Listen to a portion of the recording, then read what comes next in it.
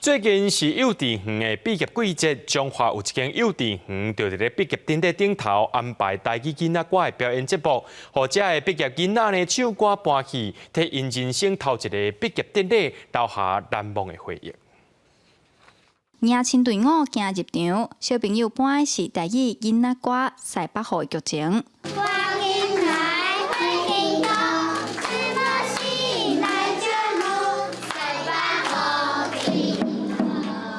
过来这条天黑黑，囡仔兄的旋流鼓伴甲真活跳，阿公阿嬷冤家拢破顶的剧情，透过小朋友的表演，趣味高高追。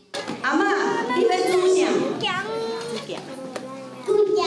你要煮咸的？阿公你想要煮啥？真正。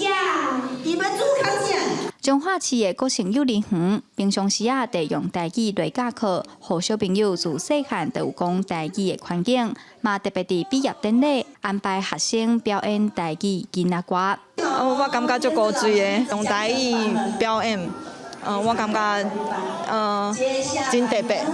即摆囡仔渐渐拢袂晓讲台语啊，渐渐即几年来，有咧推广台语，阮的像即个孙仔，伊嘛拢会晓教我讲台语，伊早拢袂晓讲。